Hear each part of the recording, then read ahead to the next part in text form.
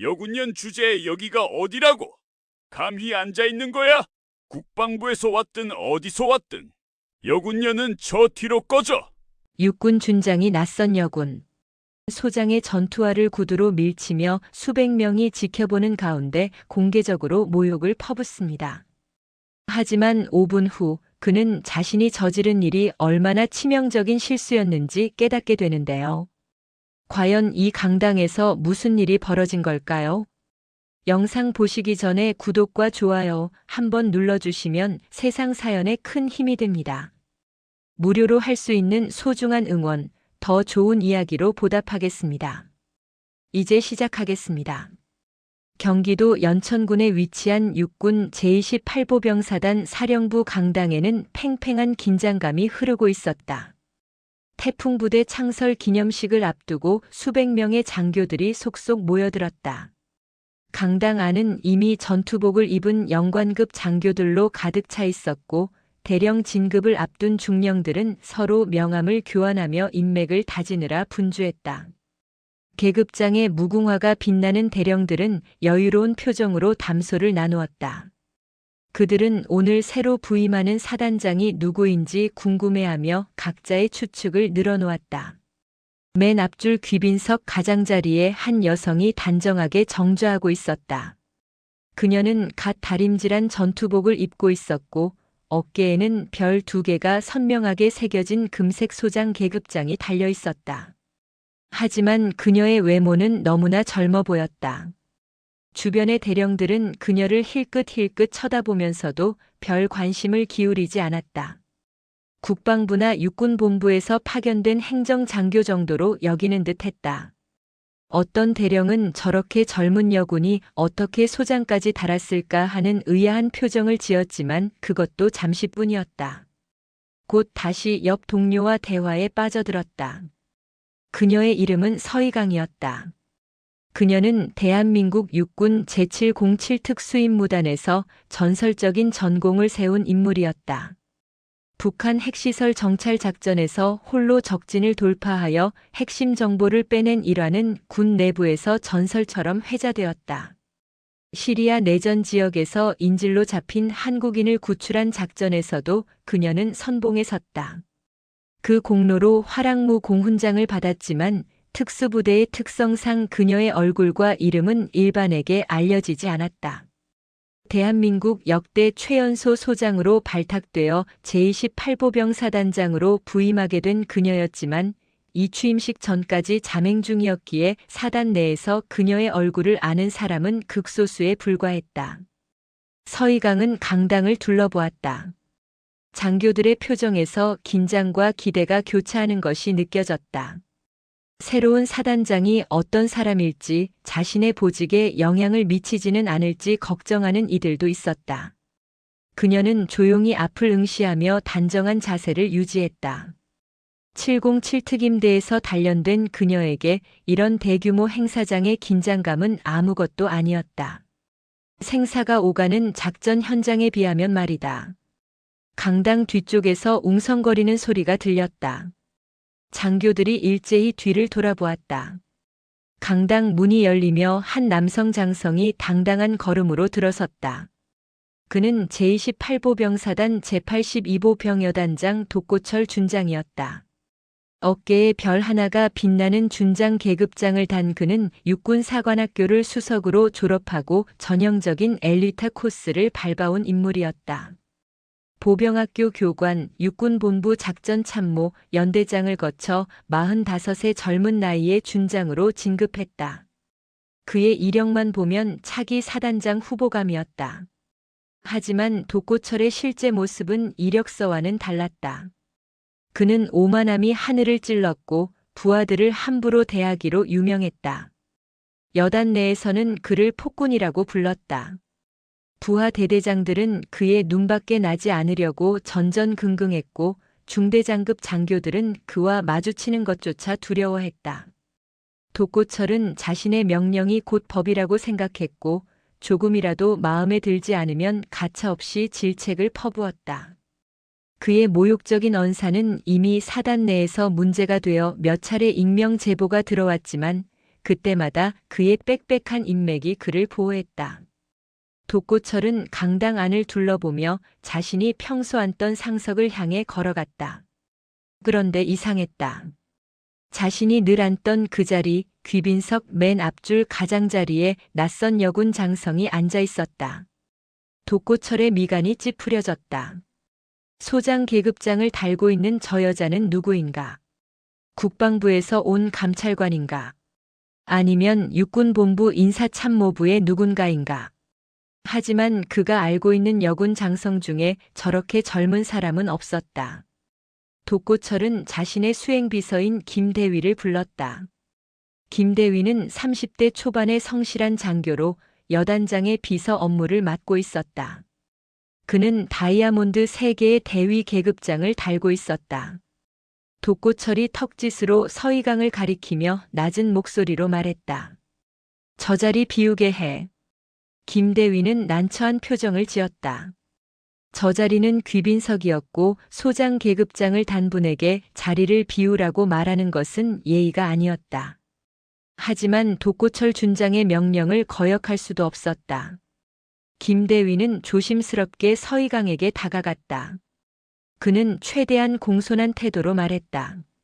소장님 죄송하지만 이 자리는 여단장님께서 평소 사용하시던 자리입니다. 양해해 주시면 감사하겠습니다. 서희강은 눈도 깜빡하지 않고 정면만을 응시했다. 그녀는 마치 김대위의 말을 듣지 못한 것처럼 아무런 반응도 보이지 않았다. 김대위는 다시 한번 조심스럽게 말을 건넸다. 소장님, 저쪽 자리도 괜찮습니다. 이동해 주시면.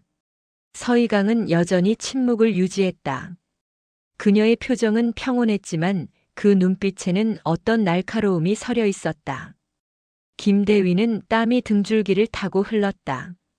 어떻게 해야 할지 몰라 뒤를 돌아보니 독고철 준장이 환한 표정으로 자신을 노려보고 있었다. 독고철은 참을성이 바닥났다. 그는 직접 서희강에게 다가갔다.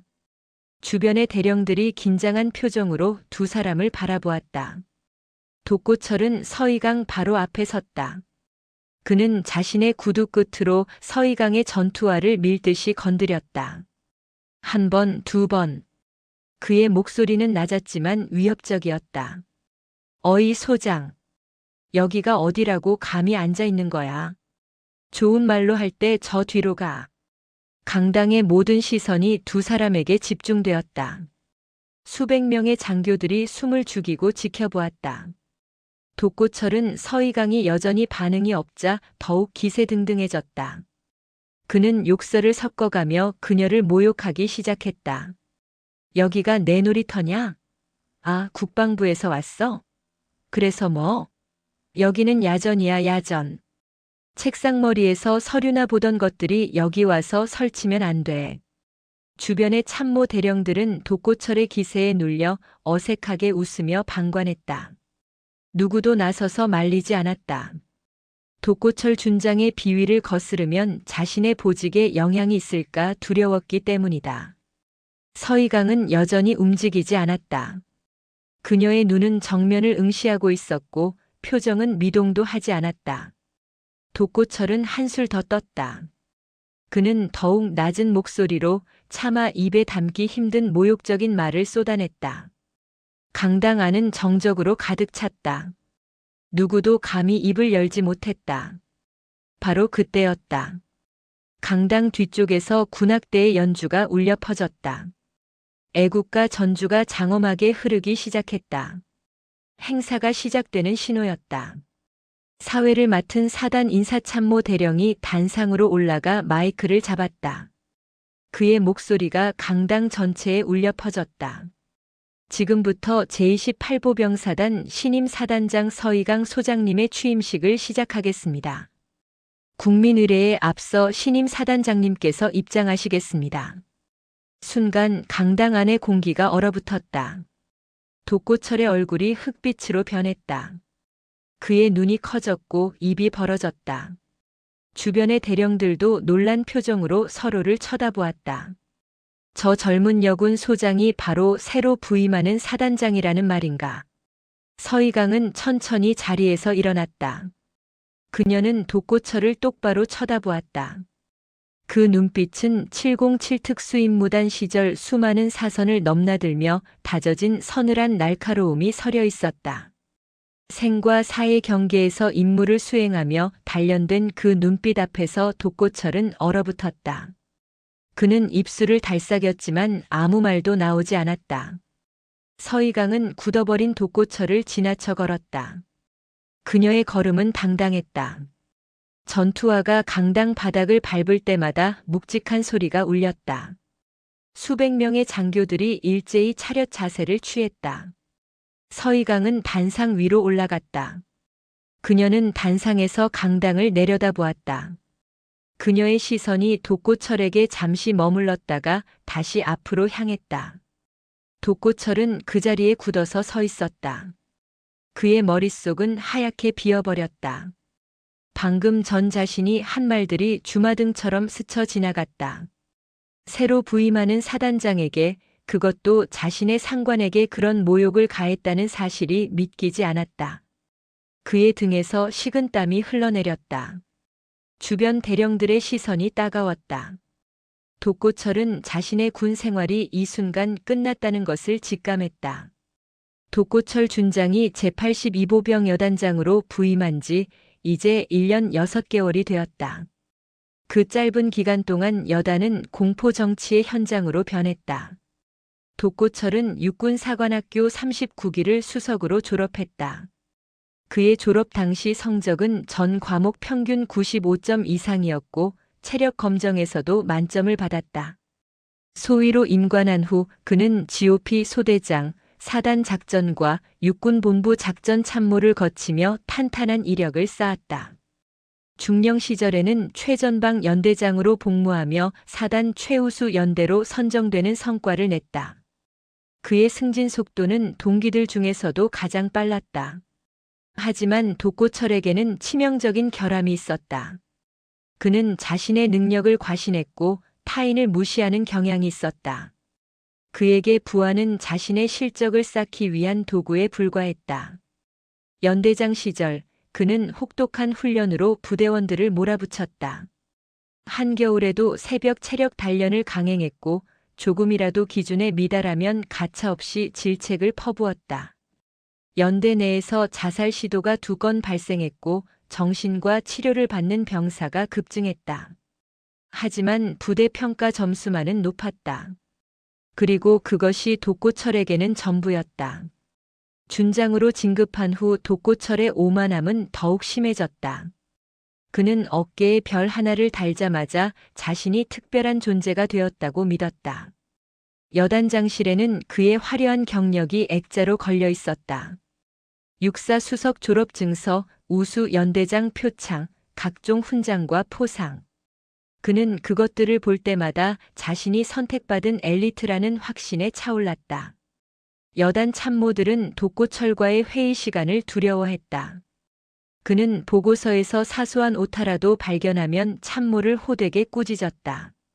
한 번은 작전 참모 중령이 지도상에 좌표를 하나 잘못 표시했다가 전 참모진이 보는 앞에서 30분간 질책을 들어야 했다.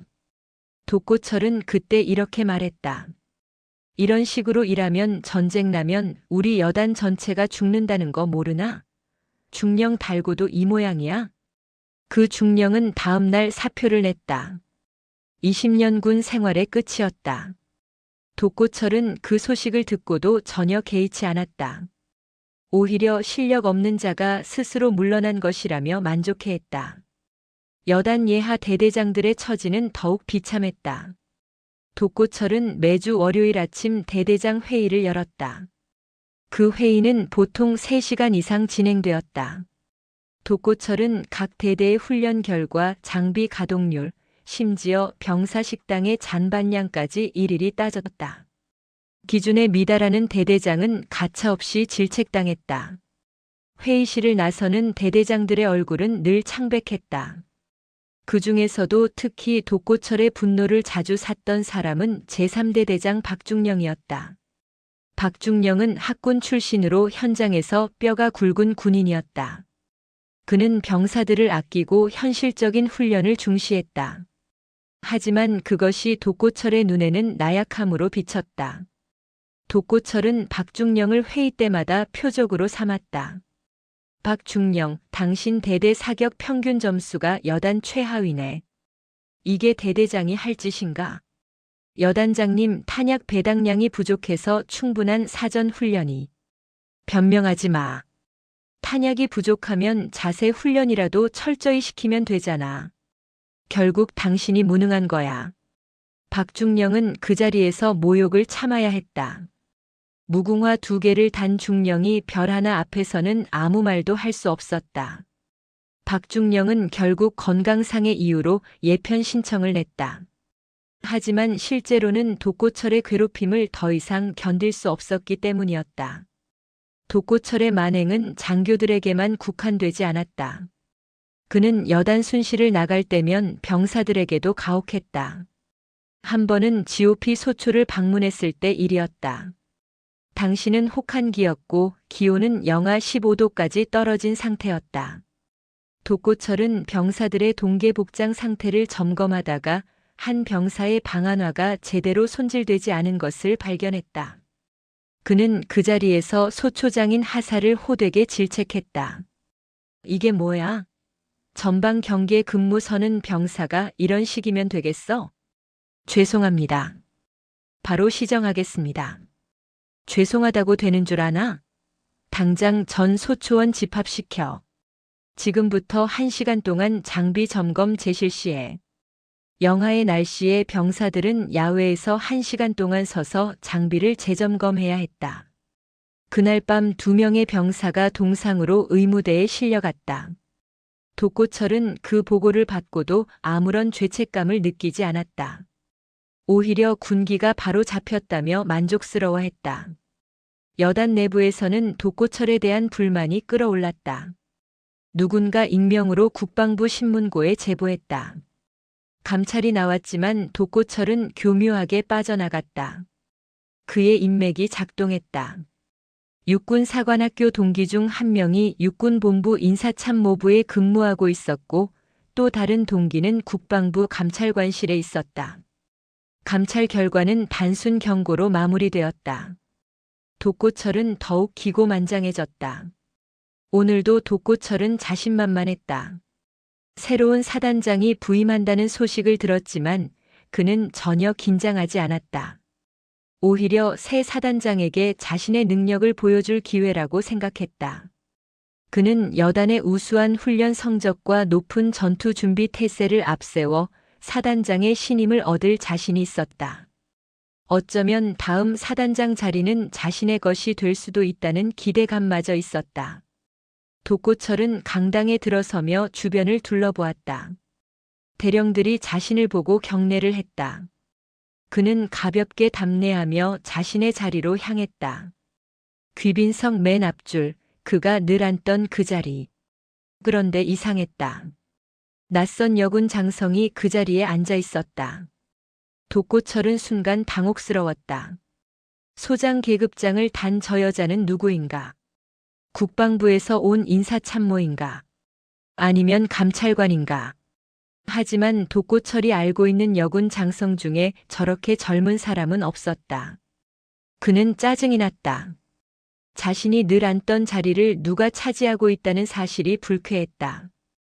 더구나 상대가 여군이라는 점이 그의 자존심을 건드렸다. 독고철은 자신의 수행비서인 김대위를 불렀다. 김대위는 32의 성실한 장교였다. 그는 어깨에 다이아몬드 3개의 대위 계급장을 달고 있었다. 독고철이 낮은 목소리로 지시했다. 저 자리 비우게 해. 빨리. 김대위는 난처한 표정을 지었다. 상대는 소장이었다. 준장인 여단장보다 한 계급 높은 장성에게 자리를 비우라고 요청하는 것은 예의가 아니었다. 하지만 독고철의 명령을 거역할 수는 없었다. 김대위는 최대한 공손하게 다가가 양해를 구했다. 소장님, 죄송하지만 이 자리는 여단장님께서 평소 사용하시던 자리입니다. 양해해 주시면 감사하겠습니다. 서희강은 아무런 반응이 없었다. 그녀는 눈도 깜빡하지 않고 정면을 응시했다. 마치 김대위의 말이 들리지 않는 것처럼. 김대위는 당황했다. 그는 다시 한번 조심스럽게 말했다. 소장님, 혹시 제 말씀이... 서희강은 여전히 침묵을 지켰다. 김대위는 식은땀이 났다. 그는 뒤를 돌아보았다. 독고철이 환한 얼굴로 자신을 노려보고 있었다. 김대위는 다시 서희강에게 말을 걸려고 했지만 그녀의 차가운 눈빛을 보고는 입을 다물 수밖에 없었다. 독고철의 인내심이 한계에 달했다. 그는 직접 서희강에게 다가갔다. 주변의 대령들이 긴장한 표정으로 상황을 지켜보았다. 무궁화 3개를 단 대령들조차 숨을 죽였다. 독고철은 서희강 바로 앞에 섰다. 소장님, 여기는 제 자리입니다. 이동해 주시죠. 서희강은 눈 하나 깜빡하지 않았다. 독고철의 얼굴이 붉어졌다. 그는 자신의 요구가 무시당했다는 사실에 분노가 치밀어 올랐다. 그는 한 발 더 다가섰다. 그리고 자신의 구두 끝으로 서희강의 전투화를 건드렸다. 1번, 2번. 어이, 듣고 있어? 여기가 어디라고 버티고 앉아 있는 거야. 주변 대령들이 웅성거리기 시작했다. 이건 명백한 월권이었다. 아무리 자리 문제라지만 준장이 소장에게 저런 식으로 행동하는 것은 군 예절에 어긋났다. 하지만 아무도 나서지 않았다. 독고철 준장의 성과를 아는 이들은 괜히 나섰다가 화를 당할까 두려워했다. 독고철은 서희강의 침묵을 자신의 승리로 받아들였다. 그는 더욱 거만한 태도로 말을 이었다. 좋은 말로 할 때 저 뒤로 가. 국방부에서 왔든 어디서 왔든 여기는 야전이야. 책상머리에서 서류나 보던 사람들이 여기 와서 설치면 안 돼. 그는 욕설을 섞어가며 서희강을 모욕하기 시작했다. 차마 입에 담기 어려운 말들이 쏟아져 나왔다. 강당 안의 분위기가 얼어붙었다. 수백 명의 장교들이 이 장면을 목격하고 있었다. 독고철의 목소리는 점점 커졌다. 뭐야, 벙어리야? 대답은 해야지. 아, 국방부 고위층 줄이라도 있어? 그래서 이렇게 버티는 거야? 주변의 일부 대령들이 어색하게 웃었다. 독고철의 비위를 맞추려는 아부였다. 김대위는 고개를 숙인 채 차마 볼 수 없다는 듯 눈을 감았다. 이건 명백히 잘못된 상황이었다. 하지만 그 역시 아무것도 할 수 없었다. 서희강은 여전히 움직이지 않았다. 그녀의 얼굴은 평온했다. 하지만 그 눈빛에는 무언가 다른 것이 담겨 있었다. 707 특수임무단에서 수많은 작전을 수행하며 단련된 그 눈빛. 생사의 기로에서 적과 마주했을 때의 그 침착함. 독고철은 그것을 알아차리지 못했다. 그때 강당 뒤쪽에서 군악대의 연주가 시작되었다. 애국가 전주였다. 행사가 시작되는 신호였다. 사단 인사참모 대령이 단상으로 올라가 마이크를 잡았다. 지금부터 제28보병사단 신임 사단장 서희강 소장님의 취임식을 시작하겠습니다. 순간 독고철의 온몸이 굳어버렸다. 그의 얼굴에서 혈기가 빠져나갔다. 입술이 바르르 떨렸다. 눈동자가 흔들렸다. 그의 머릿속이 하얗게 변했다. 지금 자신이 모욕한 그 여군 소장이 새로 부임하는 사단장이라는 말인가? 자신의 직속 상관이라는 말인가? 독고철은 뒤로 한 걸음 물러섰다. 그의 다리가 후들거렸다. 주변 대령들의 시선이 그에게 쏠렸다. 그들의 눈빛에는 놀라움과 동시에 어떤 만족감 같은 것이 섞여 있었다. 평소 독고철에게 시달렸던 이들은 이 상황을 지켜보며 복잡한 감정을 느꼈다. 김대위는 창백한 얼굴로 독고철을 바라보았다. 그는 여단장의 군 생활이 이 순간 끝났다는 것을 직감했다. 독고철 본인도 그것을 알고 있었다. 그는 입술을 깨물었다. 하지만 이미 때는 늦었다. 강당의 모든 시선이 앞쪽에 집중되었다. 수백 명의 장교들이 숨을 죽이고 지켜보았다. 독고철 준장과 낯선 여군 소장 사이에 벌어지는 이 기묘한 대치 상황을 강당 뒷좌석에 앉은 소령급 장교들은 고개를 쭉 빼고 상황을 살폈다. 무궁화 한 개를 단 소령들은 이런 고위급 장성들 사이의 갈등을 직접 목격하는 것이 처음이었다. 긴장감과 동시에 묘한 흥분이 교차했다. 중간 줄에 앉은 대령들의 반응은 달랐다. 그들은 무궁화 3개의 계급장을 달고 있었고 독고철 준장과 같은 육사 출신들도 꽤 있었다. 평소 독고철의 횡포를 잘 알고 있던 그들이었지만 지금 이 순간만큼은 방관할 수밖에 없었다. 여단장의 편을 들자니 상황이 이상했고 그렇다고 낯선 여군 소장의 편을 들기도 애매했다. 그저 입을 다물고 지켜볼 뿐이었다. 맨 앞줄 귀빈석의 대령들은 더욱 난처했다.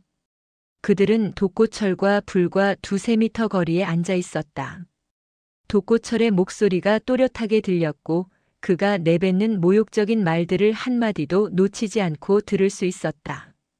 사단 작전 참모 대령은 눈살을 찌푸렸다.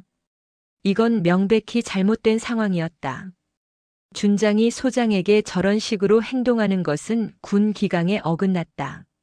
하지만 그 역시 나서지 못했다. 자칫 독고철의 미움을 사면 자신의 보직에도 영향이 있을 터였다. 사단 정보참모 대령은 조용히 휴대전화를 꺼내 메모를 남겼다. 지금 벌어지는 상황을 기록해 두는 것이 나중에 필요할 것 같았다. 그는 독고철이라는 인물의 오만함을 이미 여러 차례 목격했다. 작전 회의 때마다 다른 참모들의 의견을 무시하고 자신의 생각만이 옳다고 우기는 그였다. 언젠가는 이런 식으로 문제를 일으킬 줄 알았다. 독고철은 서희강이 여전히 반응이 없자 더욱 기고만장해졌다. 그는 자신의 승리를 확신했다. 저 여군 소장이 국방부에서 왔든 육군본부에서 왔든 결국 자신의 기세에 눌려 자리를 비킬 것이라고 믿었다. 그는 한 걸음 더 다가섰다. 서희강의 얼굴이 불과 30cm 앞에 있었다. 당신 같은 사람이 별을 달고 있으니 군대가 이 모양이야. 실전 경험도 없으면서 책상에서 서류나 검토하던 사람이 별을 달았다고 여기서 설치면 안 되지. 독고철의 목소리에는 경멸이 가득했다. 그는 여군 장성을 근본적으로 무시하는 편견을 가지고 있었다. 전투부대를 지휘해 본 적 없는 이들이 무슨 별이냐는 생각이었다. 그의 육사 동기 중에도 여군이 몇 명 있었지만 그는 그들을 동등한 군인으로 대우한 적이 없었다. 그저 행정 보직을 맡는 보조 인력 정도로 여겼다. 주변의 참모 대령들 중 몇몇이 어색하게 웃었다. 독고철의 비위를 맞추려는 아첨이었다. 그들 역시 평소 독고철에게 시달렸지만 이 순간만큼은 그의 편에 서는 것이 안전하다고 판단했다. 사단 군수참모 대령이 옆 동료에게 속삭였다. 저 여자 소장이 누군지 아나? 글쎄 국방부 쪽 인사 아닐까? 얼굴이 낯선데. 독고 여단장도 참 대담하긴 해. 저렇게까지 밀어붙이다니. 그들의 대화는 낮은 목소리로 이어졌다. 독고철의 행동이 문제가 있다는 것을 알면서도 그들은 방관을 선택했다. 이것이 바로 28사단의 현실이었다. 계급이 인격을 지배하고 힘있는 자의 횡포가 용인되는 곳. 김대위는 뒤에 서서 상황을 지켜보며 식은땀을 흘렸다. 그는 다이아몬드 3개의 대위 계급장을 단지 5년이 된 젊은 장교였다. 그의 군 생활 동안 이런 장면을 본 적이 없었다. 준장이 소장에게 저렇게 무례하게 구는 것은 상상도 할 수 없는 일이었다. 그는 여단장실에서 독고철의 비서로 일하며 그의 성격을 누구보다 잘 알았다. 오만하고 자기중심적이며 타인의 감정을 전혀 고려하지 않는 사람. 하지만 오늘 독고철은 선을 넘었다. 김대위는 조용히 뒤로 물러섰다. 자신이 이 상황에 연루되지 않기를 바랐다. 나중에 문제가 되면 자신은 단지 명령을 따랐을 뿐이라고 말할 생각이었다. 그는 이미 독고철 밑에서 일하는 것이 지겨웠다. 매일 아침 출근하면 긴장해야 했고 사소한 실수라도 하면 호되게 질책당했다. 다른 부대로 전복하고 싶었지만 독고철이 허락하지 않았다. 쓸만한 비서를 놓치고 싶지 않다는 이유였다. 강당 뒤편에서는 또 다른 소란이 일고 있었다. 대위급 장교들이 웅성거리며 상황을 논평했다. 다이아몬드 3개를 단 대위들은 고위급 장성들의 세계를 잘 몰랐다. 그들에게는 준장도 소장도 모두 아득히 먼 존재였다. 한 대위가 옆 동료에게 물었다. 저 여군 소장 누구야? 국방부 사람인가? 모르겠어. 처음 보는데. 근데 독고 여단장 왜 저래? 저 자리가 원래 여단장 자리였나 봐. 근데 좀 심한 거 아냐? 그들의 목소리는 점점 커졌다. 강당 전체가 술렁였다. 이 이상한 대치 상황을 어떻게 받아들여야 할지 모두가 혼란스러워했다. 독고철은 차마 입에 담기 어려운 욕설을 섞어가며 서희강을 모욕했다. 그의 말은 점점 더 저속해졌다. 여군이라는 이유로, 절다는 이유로, 자신이 모르는 사람이라는 이유로 그는 서희강을 깎아내렸다. 그의 목소리는 강당 곳곳에 울려 퍼졌다. 이제 뒷좌석의 장교들도 또렷하게 들을 수 있었다. 서희강은 여전히 움직이지 않았다. 그녀는 눈도 깜빡하지 않고 정면을 응시했다. 그녀의 얼굴은 고요했다. 마치 호수의 수면처럼 평온했다. 하지만 그 눈빛 깊은 곳에는 무언가가 끓어오르고 있었다. 707 특수임무단에서 적진을 홀로 침투할 때의 그 집중력. 인질 구출 작전에서 테러리스트와 대치할 때의 그 냉철함. 생사의 갈림길에서 단련된 정신력. 서희강은 독고철의 말을 한마디 한마디 기억했다. 그의 표정, 어조, 몸짓 하나하나를 머릿속에 저장했다. 이것은 단순한 개인적 모욕이 아니었다. 이것은 28사단 전체의 문화를 보여주는 상징이었다. 계급이 인격을 짓밟고 권력이 정의를 무시하는 현장. 그녀는 이것을 바꾸기 위해 이곳에 왔다. 시간이 느리게 흘렀다. 독고철의 모욕은 계속되었고 주변 장교들의 방관도 이어졌다. 강당은 기묘한 긴장감으로 가득 찼다. 누군가는 이 상황이 빨리 끝나기를 바랐고 누군가는 더 큰 사건이 터지기를 기대했다. 바로 그때였다. 강당 뒤쪽에서 군악대의 연주가 울려 퍼지기 시작했다. 애국가 전주였다. 웅장하고 장엄한 선율이 강당을 가득 채웠다. 행사 시작을 알리는 신호였다. 독고철은 그제야 시간이 얼마나 지났는지 깨달았다. 그는 서희강과의 대치에 너무 몰입한 나머지 시간 감각을 잃었던 것이다. 사단 인사참모 최 대령이 단상으로 올라갔다. 그는 무궁화 3개의 대령 계급장을 달고 있었고 오늘 행사의 사회를 맡았다. 최 대령은 마이크를 잡으며 강당을 둘러보았다. 앞쪽의 이상한 분위기를 감지했지만 그는 예정된 멘트를 시작할 수밖에 없었다. 그의 목소리가 스피커를 통해 강당 전체에 울려 퍼졌다. 지금부터 제28보병사단 신임 사단장 서희강 소장님의 취임식을 시작하겠습니다. 그 순간 강당의 공기가 얼어붙었다. 모든 소리가 멈춘 것 같았다. 군악대의 연주조차 희미하게 들렸다. 독고철의 얼굴에서 모든 색이 빠져나갔다. 그의 안색이 흑빛으로, 아니 재빛으로 변했다. 입이 벌어졌고 눈동자가 흔들렸다. 그의 온몸이 굳어버렸다. 서희강 소장, 신임 사단장. 그 두 단어가 독고철의 머릿속에서 폭탄처럼 터졌다. 방금 전까지 자신이 모욕했던 그 여군 소장이 바로 새로 부임하는 사단장이라는 말인가? 자신의 직속 상관이라는 말인가? 사단의 모든 병력을 지휘하는 사단장이라는 말인가? 독고철의 다리가 휘청거렸다. 그는 뒤로 한 걸음 물러섰다. 그의 손이 떨렸다. 입술이 바르르 떨렸다. 방금 전까지의 그 오만함과 자신감은 온데간데 없이 사라졌다. 그의 머릿속이 새하얗게 변했다. 아무 생각도 나지 않았다. 단지 한 가지 사실만이 명확했다. 자신의 군 생활이 끝났다는 것. 주변 대령들의 반응도 극적이었다. 그들은 일제히 고개를 돌려 서희강을 바라보았다. 방금 전까지 그저 낯선 여군 소장이라고 생각했던 그 사람이 사단장이었다. 그들의 최고 지휘관이었다. 사단 작전 참모 대령은 자신도 모르게 자세를 바로 했다. 군수 참모 대령은 헛기침을 했다. 정보 참모 대령은 계속 휴대전화에 메모를 입력했다.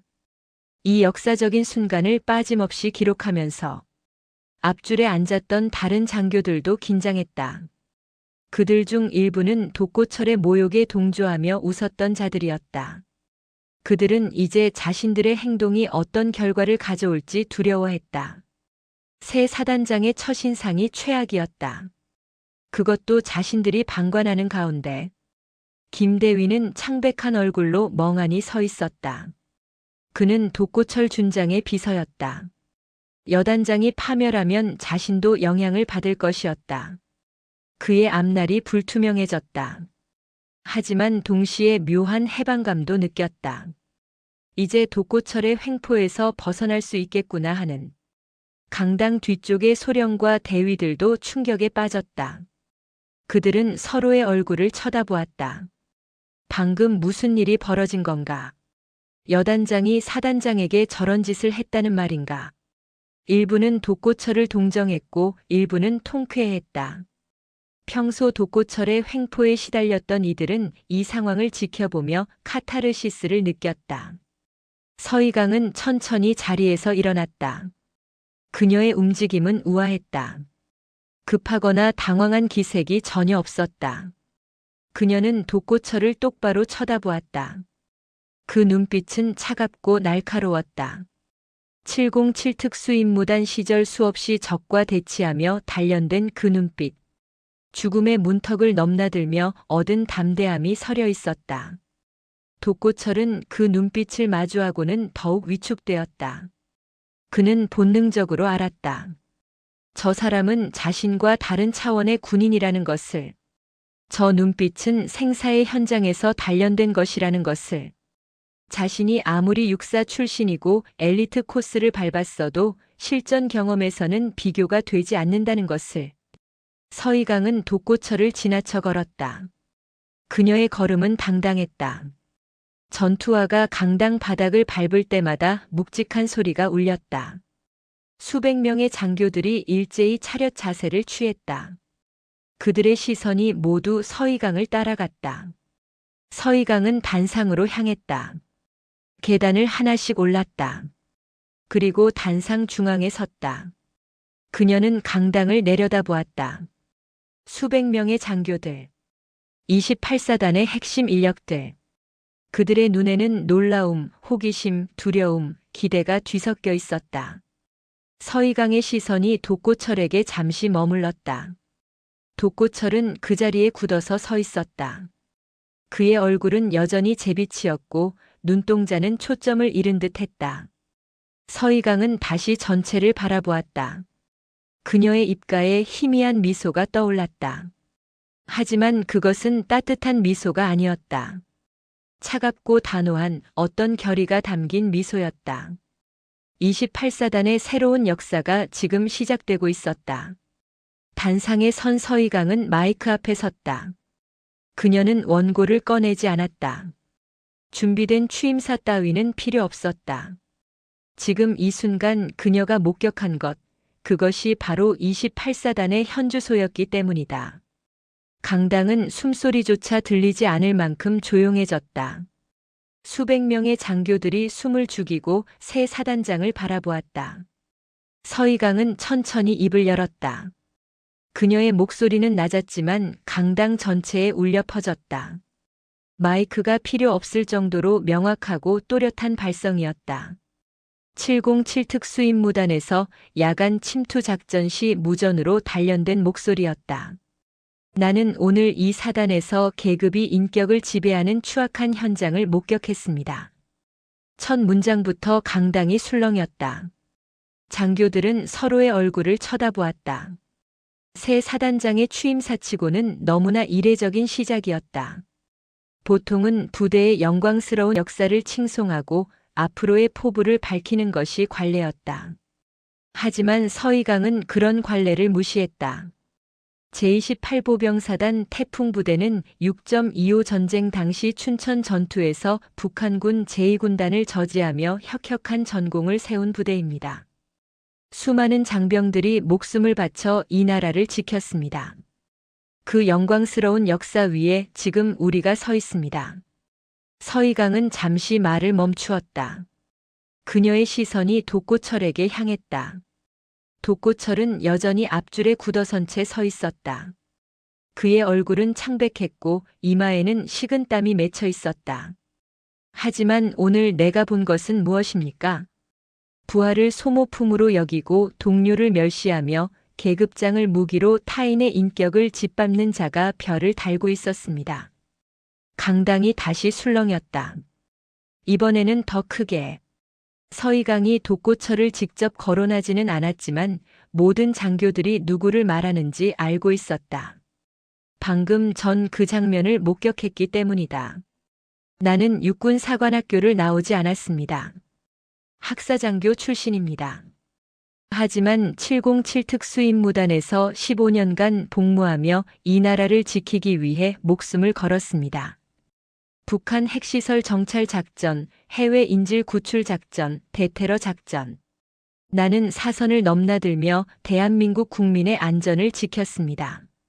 서이강의 목소리에 힘이 실렸다. 그녀는 자신의 경력을 자랑하는 것이 아니었다. 진정한 군인의 가치가 무엇인지 말하고 있었다. 군인의 가치는 출신이나 인맥이 아니라 국가와 국민을 위해 무엇을 했느냐로 판단되어야 합니다. 별을 다는 것은 영광이 아니라 책임입니다. 더 무거운 짐을 짊어지겠다는 각오입니다. 부하의 목숨을 책임지고 국가의 안보를 지키겠다는 맹세입니다. 앞줄의 대령들이 자세를 바로 했다. 무궁화 3개를 단 그들도 서이강의 말에 숙연해졌다. 사단 작전 참모 대령은 자신도 모르게 고개를 끄덕였다. 저것이 진짜 군인의 모습이구나 하고. 하지만 어떤 이는 별을 권력으로 착각합니다. 부하를 함부로 대하고 자신보다 계급이 낮다는 이유만으로 타인을 모욕합니다. 그런 자에게 별을 달아준 국가의 기대가 아깝습니다. 서이강의 시선이 다시 한번 독고철을 향했다. 이번에는 더 오래, 더 날카롭게. 독고철은 고개를 숙였다. 더 이상 그녀의 눈을 마주할 수 없었다. 그의 어깨가 축 처졌다. 별 하나를 단 준장의 어깨가. 나는 오늘부터 이 사단의 문화를 바꾸겠습니다. 계급이 아니라 실력으로, 인맥이 아니라 능력으로 평가받는 부대를 만들겠습니다. 부하를 존중하고 동료를 신뢰하며 국가와 국민을 위해 헌신하는 군인들이 인정받는 곳으로 만들겠습니다. 박수가 터져 나왔다. 뒷좌석의 소령들이 먼저 손뼉을 쳤다. 무궁화 1개를 단 그들은 평소 독고철의 횡포에 시달렸던 이들이었다. 이어서 중간 좌석의 중령들도 박수를 쳤다. 무궁화 2개를 단 중령들도 변화를 갈망하고 있었다. 마지막으로 앞줄의 대령들도 박수에 동참했다. 강당 전체가 박수 소리로 가득 찼다. 독고철만 박수를 치지 못했다. 그는 그저 고개를 숙인 채 서 있을 뿐이었다. 그의 옆에 선 김대위도 박수를 치지 못했다. 여단장의 비서로서 어떻게 행동해야 할지 몰랐다. 다이아몬드 3개를 단 그는 그저 난처한 표정으로 서 있었다. 서이강은 박수가 잦아들기를 기다렸다. 그리고 다시 입을 열었다. 나는 지금부터 이 사단의 기강을 바로 세우겠습니다. 첫 번째 조치로 방금 전 내가 목격한 사건에 대해 철저히 조사하고 책임을 묻겠습니다. 계급장을 이용해 타인을 모욕한 자는 그 계급장을 달 자격이 없습니다. 강당이 다시 조용해졌다. 이번에는 긴장감이 감돌았다. 서이강이 구체적인 조치를 언급했기 때문이다. 장교들은 숨을 죽이고 다음 말을 기다렸다. 제82보병 여단장 독고철 준장. 서희강이 독고철의 이름을 불렀다. 명확하고 단호하게. 독고철의 몸이 움찔했다. 그는 천천히 고개를 들었다. 서희강과 눈이 마주쳤다. 그는 다시 고개를 떨구었다. 독고철 준장은 취임식 직전 상급 지휘관에게 모욕적인 언행을 일삼았습니다. 이는 군인으로서의 기본 품위를 저버린 행위이며 장성으로서 절대 용납할 수 없는 행동입니다. 나는 즉시 육군본부 감찰실에 이 사실을 보고하고 엄중한 징계를 요청하겠습니다. 독고철의 다리가 휘청거렸다. 그는 거의 쓰러질 뻔했다. 옆에 있던 김 대위가 황급히 그를 부축했다. 독고철의 얼굴은 이제 재가 아니라 흙빛이었다. 입술이 바르르 떨렸다. 강당의 장교들은 충격에 빠졌다. 새 사단장이 취임식 자리에서, 그것도 수백 명이 지켜보는 가운데 여단장을 공개적으로 징계하겠다고 선언한 것이다. 이런 일은 전례가 없었다. 보통은 내부적으로 조용히 처리하는 것이 관례였다. 하지만 서희강은 달랐다. 여러분, 서희강이 다시 전체를 향해 말했다. 나는 투명하고 공정한 지위를 약속합니다. 잘못이 있으면 즉시 바로잡고 공이 있으면 제대로 인정하겠습니다. 계급이나 출신과 관계없이 모든 장병을 동등하게 대하겠습니다. 이것이 내가 707 특수임무단에서 배운 것이고 앞으로 이 사단에서 실천할 것입니다. 다시 박수가 터져 나왔다. 이번에는 더 크고 열렬했다. 장교들은 진심으로 박수를 쳤다. 변화에 대한 기대, 새로운 시작에 대한 희망이 담긴 박수였다. 취임식이 끝난 후 서희강은 즉시 사단 장실로 향했다. 그녀를 따라온 것은 사단 참모들이었다. 작전참모, 인사참모, 정보참모, 군수참모. 무궁화 3개를 단 대령들이 긴장한 표정으로 뒤따랐다. 사단장실에 도착한 서희강은 곧바로 인사참모에게 지시했다. 최 대령, 육군본부 감찰실에 연락하십시오. 독고철 준장의 행위에 대한 정식 감찰을 요청합니다. 오늘 목격한 장교들의 증언을 확보하고 과거 유사 사례가 있는지도 조사하게 하십시오. 알겠습니다, 사단장님. 인사참모 최 대령이 경례를 하고 물러났다. 그의 표정에는 결연함이 서려 있었다. 드디어 독고철의 횡포가 끝나는구나 하는 안도감이 있었다. 서희강은 작전 참모에게도 지시했다. 작전 참모 82여단의 지휘 체계를 점검하십시오. 여단장 부재 시 업무 공백이 생기지 않도록 준비하십시오. 여단 부여단장이 임시로 지휘를 맡게 될 것입니다. 명심하겠습니다. 작전 참모도 경례를 하고 나갔다. 사단장실에는 서희강과 정보참모, 군수참모만 남았다. 1시간 후 사단장실 문을 두드리는 소리가 들렸다. 인사참모 최 대령이 들어왔다. 사단장님, 육군본부 감찰실에서 내일 오전 감찰관을 파견하겠다고 합니다. 동시에 독고철 준장에게 대기 명령이 하달되었습니다. 좋습니다. 수고하셨습니다. 서희강은 고개를 끄덕였다. 절차는 신속하게 진행되고 있었다. 육군본부도 이 사안의 심각성을 인지한 것이다. 그날 저녁 독고철은 여단장 숙소에 홀로 앉아 있었다. 그는 하루 종일 아무것도 먹지 못했다. 식욕이 나지 않았다. 그의 머릿속은 혼란스러웠다. 방금 전까지 자신은 차기 사단장 후보였다. 승승장구하는 장성이었다. 하지만 이제 모든 것이 끝났다. 독고철은 자신의 행동을 되돌아보았다. 왜 그랬을까? 왜 저렇게까지 했을까? 단지 자리 하나 때문에, 자존심 때문에. 그는 자신의 오만함이 얼마나 어리석었는지 깨달았다. 하지만 이미 늦었다. 밤 11시 독고철의 휴대전화가 울렸다. 육군본부 인사참모부에서 온 전화였다. 독고철은 떨리는 손으로 전화를 받았다. 독고철 준장, 내일 오전 10시까지 육군본부 감찰실로 출두하시기 바랍니다. 정식 조사가 진행될 예정입니다. 알겠습니다. 독고철은 힘없이 대답했다. 전화를 끊고 그는 소파에 주저앉았다. 별 하나를 단 지 2년. 그 짧은 시간이 그의 전부를 앗아갔다. 다음 날 아침 독고철은 육군본부로 향했다. 감찰실에서의 조사는 4시간 동안 이어졌다. 취임식에 참석했던 장교들의 증언, 과거 부하들의 진술, 익명 제보 내용들이 쏟아져 나왔다. 독고철의 만행은 어제만의 일이 아니었다.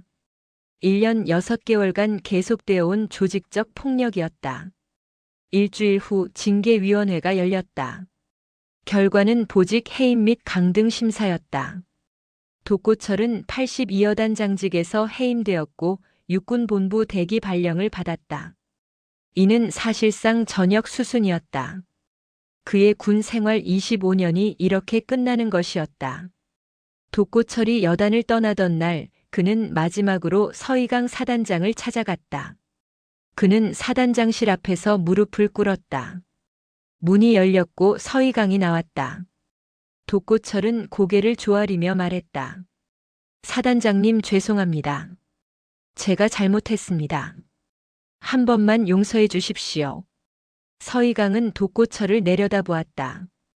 그녀의 표정은 차갑고 단호했다. 독고철 준장. 군인의 명예는 스스로 지키는 것이지 구걸하는 것이 아닙니다.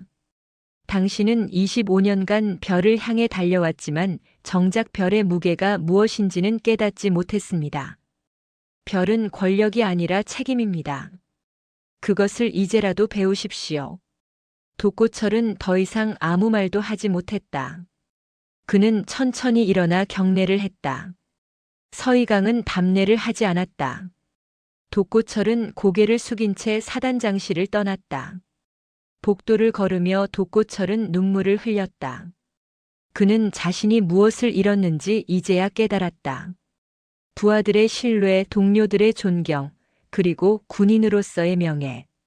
별 하나가 전부가 아니었다. 진짜 중요한 것은 그 별을 어떻게 달았느냐가 아니라 어떻게 지켜냈느냐였다. 28사단은 새로운 시대를 맞이하고 있었다. 서이강이라는 사단장 아래서 계급이 아니라 실력으로, 권위가 아니라 존중으로 움직이는 부대로 변화하고 있었다. 그것이 바로 별의 진짜 무게였다. 독고철 준장이 28사단을 떠난 지 한 달이 지났다. 사단은 천천히 그러나 확실하게 변화하고 있었다. 서이강 사단장이 부임한 후 가장 먼저 바뀐 것은 회의 문화였다. 예전에는 참모회의가 일방적인 지시와 질책의 시간이었다면 이제는 토론과 소통의 장이 되었다. 매주 월요일 아침 사단 참모회의가 열렸다. 작전참모, 인사참모, 정보참모, 군수참모가 모두 참석했다. 무궁화 3개를 단 대령들이었다. 서이강은 회의 테이블의 상석이 아니라 측면에 앉았다. 그녀는 참모들과 같은 높이에서 대화하고 싶어 했다. 이번 주 훈련 계획을 보고하겠습니다. 작전 참모 대령이 서류를 펼쳤다. 그는 긴장한 표정이었다. 아직 새 사단장의 스타일에 완전히 적응하지 못한 상태였다. 독고철 시절에는 보고서 한 글자라도 틀리면 호되게 질책당했기 때문이다. 82여단은 이번 주 화수목 3일간 GOP 전술 훈련을 실시합니다. 81여단은 사격장에서 소총 사격과 수류탄 투척 훈련을, 83여단은 화생방 훈련을 진행합니다. 좋습니다. 그런데 작전 참모. 서이강이 말을 끊었다. 작전 참모는 순간 긴장했다. 그러나 서이강의 다음 말은 의외였다. 각 여단별 훈련 성과를 수치로만 평가하지 마십시오. 병사들이 실제로 무엇을 배웠는지, 전투력이 얼마나 향상되었는지가 중요합니다. 형식적인 점수보다 실질적인 능력 향상에 초점을 맞추십시오. 명심하겠습니다, 사단장님. 작전 참모는 안도의 한숨을 내쉬었다. 질책이 아니라 조언이었다. 서희강의 지휘 방식은 독고철과 완전히 달랐다. 회의가 끝난 후 서희강은 전투복으로 갈아입었다. 그녀는 별 2개를 단 소장이었지만 사단장실에만 앉아있을 생각이 없었다. 그녀는 완전 군장을 했다. 전투모, 방탄복, 수통, 탄입대. 총 25kg의 장비를 착용했다. 707 특수임무단 시절 그녀가 늘 메고 다니던 무게였다. 사단장님 어디 가십니까? 인사참모 최 대령이 놀라며 물었다. 사단장이 완전 군장을 하는 것은 이례적이었다. 82여단 GOP 훈련 현장에 가봐야죠. 직접 보지 않으면 모릅니다. 제가 수행하겠습니다. 아니요, 최 대령은 사단에 남아서 업무를 보십시오. 나는 작전 참모와 함께 다녀오겠습니다. 서희강은 작전 참모와 함께 지프차에 올랐다. 그들은 연천의 험준한 산악 지형을 달렸다. 82여단의 훈련장은 사단 사령부에서 차로 40분 거리였다. 훈련장에 도착하자 병사들이 전술 훈련 중이었다. 중대장인 한 대위가 병사들에게 지시를 내리고 있었다. 다이아몬드 3개를 단 그는 이제 막 대위로 진급한 젊은 장교였다. 그는 서희강 사단장이 도착한 것을 보고 황급히 경례를 했다. 82여단 2대대 3중대장 한민수 대위 사단장님께 경례. 편하게 하십시오. 훈련 계속하세요. 서희강은 가볍게 답례하고 훈련장 가장자리에 섰다. 그녀는 병사들의 움직임을 유심히 관찰했다. 병사들은 GOP 철책선 돌파 훈련을 하고 있었다. 적의 침투로를 차단하고 역습하는 시나리오였다. 훈련을 지켜보던 서희강이 입을 열었다. 한 대위, 잠깐 훈련을 멈추십시오. 훈련 중지. 한 대위가 호각을 불었다. 병사들이 일제히 동작을 멈추었다. 그들은 긴장한 표정으로 서희강을 바라보았다. 별 2개를 단 사단장이 직접 훈련장에 나온 것은 처음이었다. 서희강은 병사들 앞으로 걸어갔다. 그녀는 한 병사의 전투복을 살폈다. 단추가 하나 풀어져 있었다. 이름이? 이등병 김철수입니다, 사단장님. 김이병 전투복 단추가 풀어져 있습니다. 실전에서는 이런 사소한 것이 생명을 좌우합니다. 단추 하나 때문에 장비가 걸릴 수 있고 그것이 1초의 지체를 만들고 그 1초가 생과 사를 가릅니다. 죄송합니다. 김이병이 황급히 단추를 채웠다. 그러나 서희강의 말투에는 질책이 아니라 당부가 담겨 있었다. 질책하는 것이 아닙니다. 당신의 생명을 지키기 위해 말하는 것입니다. 전투복 하나하나가 당신을 보호하는 장비입니다. 소중히 다루십시오. 명심하겠습니다. 서희강은 다시 한 대위에게 돌아왔다. 한 대위, 병사들의 동작이 좋습니다. 하지만 한 가지 조언하겠습니다. 적 침투로 차단 훈련에서는 속도보다 정확성이 중요합니다. 빨리 움직이다가 실수하면 아군이 다칩니다. 천천히 하지만 확실하게 움직이도록 지도하십시오. 알겠습니다, 사단장님. 한 대위는 감격했다. 독고철 여단장 시절에는 훈련 현장에 장성이 오면 긴장하고 두려웠다. 사소한 실수라도 하면 호되게 질책당했다. 하지만 서희강 사단장은 달랐다. 그녀는 질책 대신 조언을 했고 위협 대신 격려를 했다. 서희강은 그날 오후 내내 훈련장에 머물렀다. 그녀는 병사들과 함께 참호를 파고 철책선을 넘고 전술 기동을 했다. 별 2개를 단 소장이 일반 병사들과 똑같이 훈련에 참여하는 모습에 병사들은 충격을 받았다. 그리고 감동했다. 저녁 무렵 서희강은 병사들과 함께 야전 식당에서 식사를 했다. 그녀는 병사들이 먹는 똑같은 전투 식량을 먹었다. 특별한 대접을 거부했다.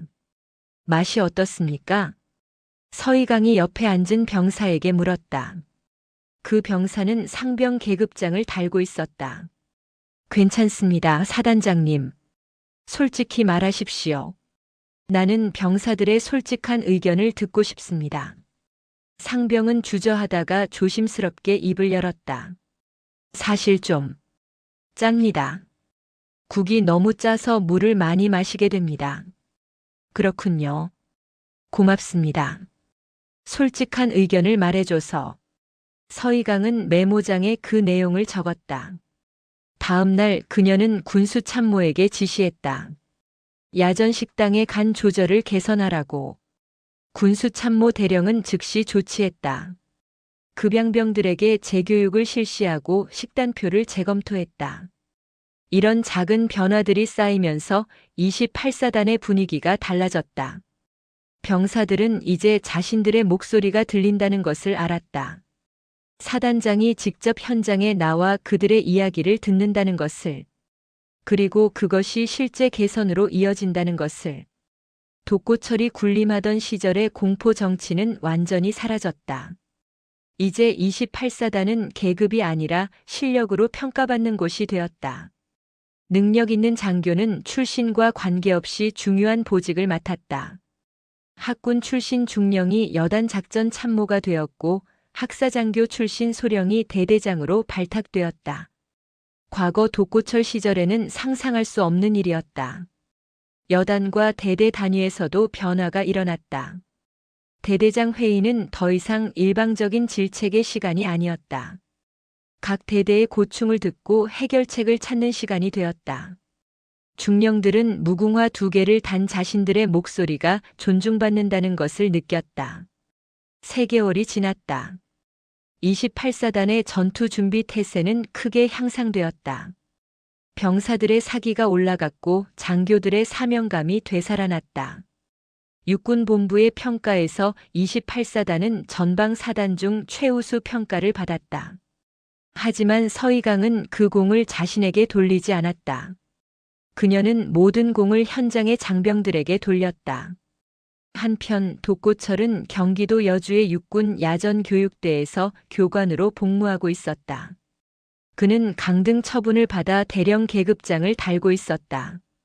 별 하나에서 무궁화 3개로. 그의 자존심은 산산조각 났다. 처음 몇 주는 분노와 자괴감으로 괴로웠다. 하지만 시간이 지나면서 독고철은 변화하기 시작했다. 야전 교육대에서 그는 신임 소위들을 가르쳤다. 다이아몬드 하나를 단 젊은 장교들. 그들의 눈빛은 순수했고 열정으로 가득했다. 독고철은 그들을 보며 자신의 소위 시절을 떠올렸다. 자신도 한때는 저렇게 순수했었다는 것을. 어느 날 저녁 독고철은 교육생 소위 한 명과 대화를 나누었다. 교관님, 좋은 지휘관이 되려면 어떻게 해야 합니까? 젊은 소위가 진지하게 물었다. 독고철은 잠시 생각했다. 예전에 그였다면 권위와 엄격함을 강조했을 것이다. 하지만 이제 그는 달랐다. 부하를 존중하십시오. 계급장은 권력이 아니라 책임입니다. 당신이 다이아몬드 하나를 달았다는 것은 그만큼 무거운 짐을 짊어진다는 의미입니다. 독고철의 목소리에는 진심이 담겨 있었다. 젊은 소위는 고개를 끄덕이며 그의 말을 새겼다. 그날 밤 독고철은 자신의 숙소에서 서희강 사단장이 했던 말을 떠올렸다. 군인의 명예는 스스로 지키는 것이지 구걸하는 것이 아니라는 그 말. 별의 무게를 깨달으라는 그 말. 독고철은 눈물을 흘렸다. 이제야 그 의미를 알 것 같았다. 독고철은 창밖을 바라보았다. 저 멀리 북쪽 하늘이 보였다. 그곳 어딘가에 28사단이 있었다. 서희강 사단장과 그녀의 지휘를 받는 장병들이. 독고철은 그들을 위해 기도했다. 자신이 망쳤던 그 부대가 이제는 진정한 전우회로 뭉쳐진 부대가 되기를.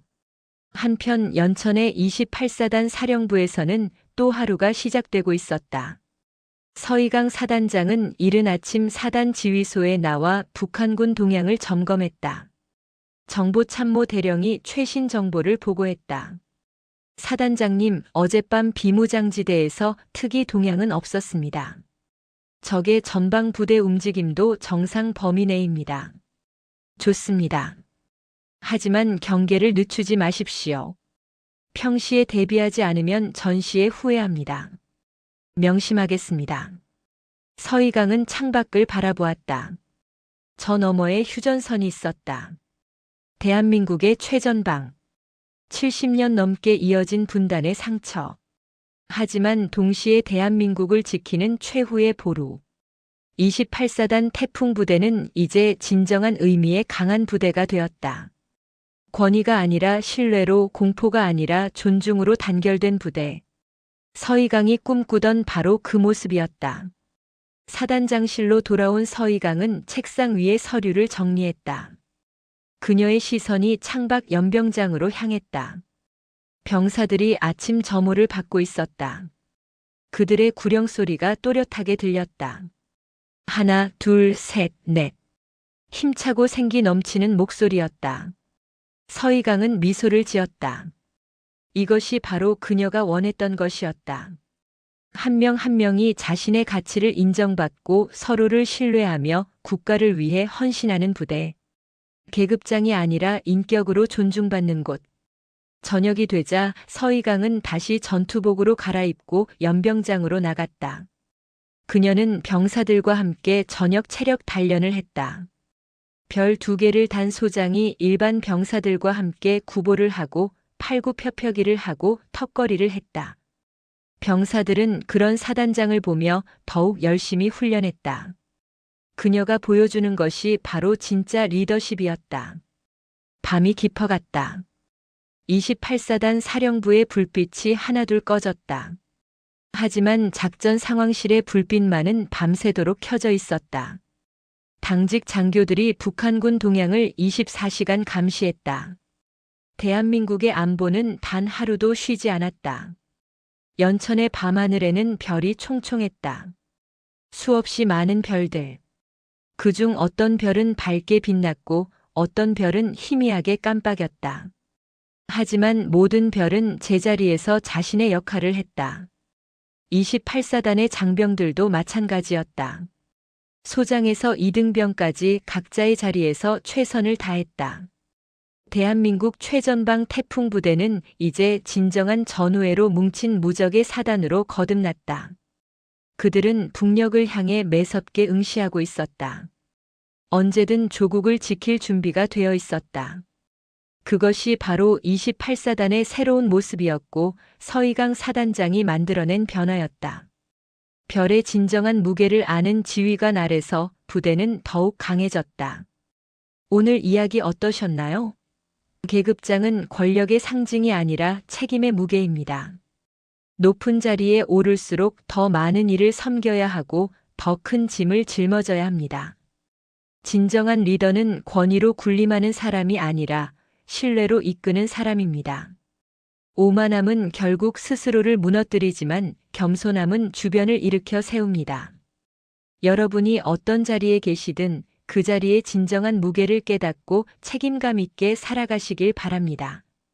오늘도 제 채널을 찾아주셔서 감사합니다. 영상이 재미있으셨다면 구독과 좋아요, 댓글까지 부탁드리고 오늘도 건강하고 행복한 하루 되시길 바랍니다.